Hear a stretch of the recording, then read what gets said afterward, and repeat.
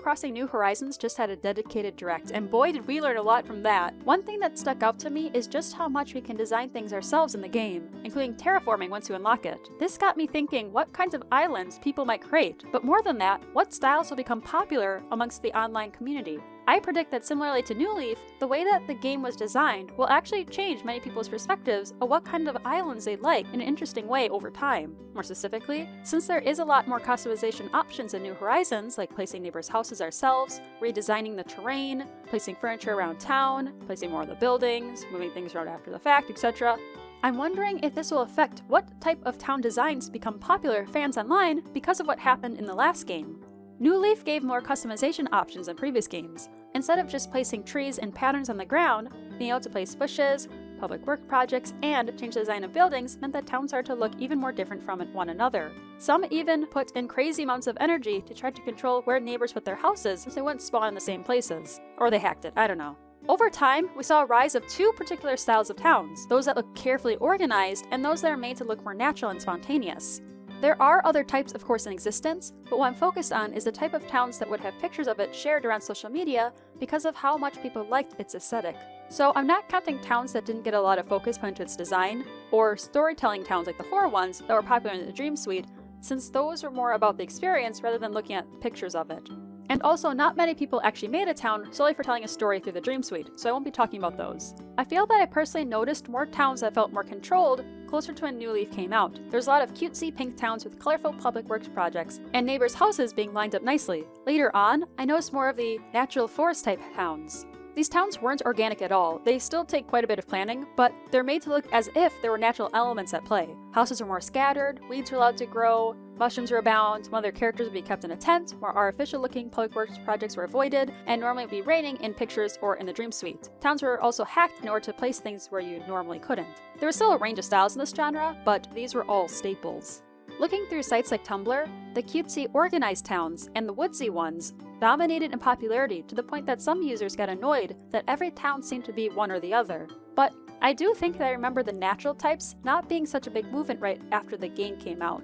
It felt more like a reaction to the more inorganic ones, that while they could choose to make their towns neat and tidy, they're going to create something to look even more natural than towns did in past games. Having it be easy to make towns be exactly how you want them to look meant that having them look natural oftentimes took more work, making them more highly regarded to some people. More recently, we've seen the two styles converge more, and most towns online seem to be a combination of the two styles. If anything, it's more difficult now to find the purely cute and organized towns. The trend seems to have moved in the more natural direction. Since in New Horizons, we are now able to terraform and customize our towns like never before, I wonder if something similar will happen. Once you unlock the features to change your town's terrain, you'll be able to create the town you've always envisioned.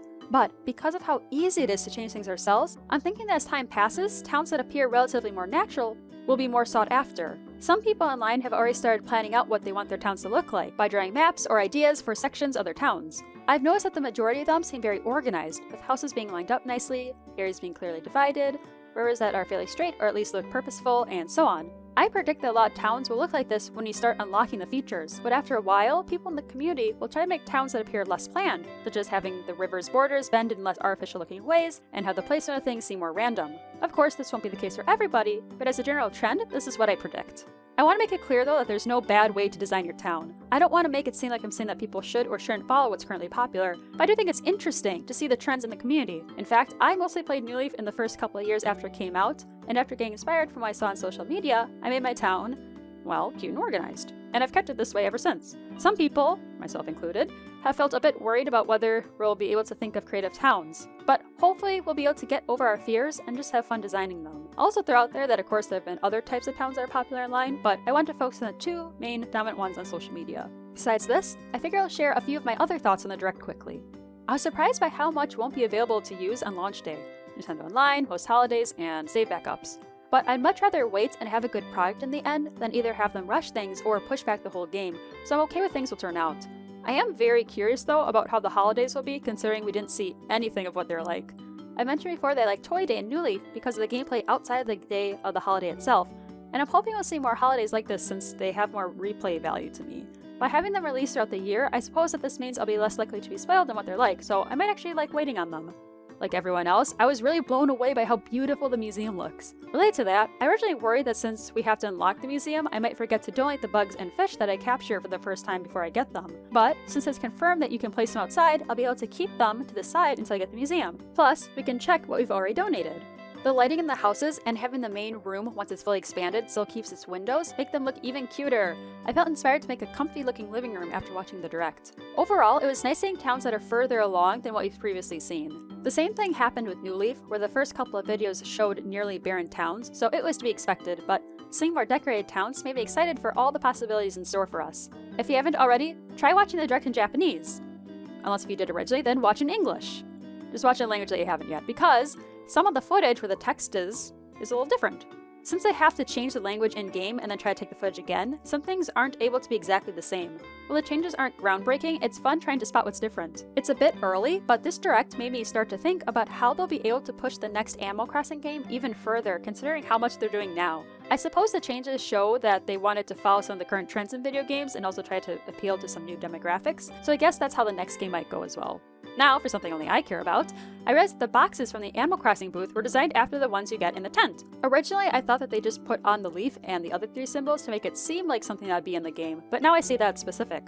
The morning after the direct had aired at 11 p.m., I heard some of my high school students joke about how the nickname for it is Atsumori in Japanese, like the gag a Japanese news station does, as I explained in my Japanese reactions and memes video. So it seems like things are starting to really pick up for the game now that they've moved into the advertising phase. All in all, I was happy with what we saw in the direct. There's still a lot of things we don't know about the game, so I think I'll have to wait until I have it in my hands to make a verdict on some of the functions and keep quiet for now.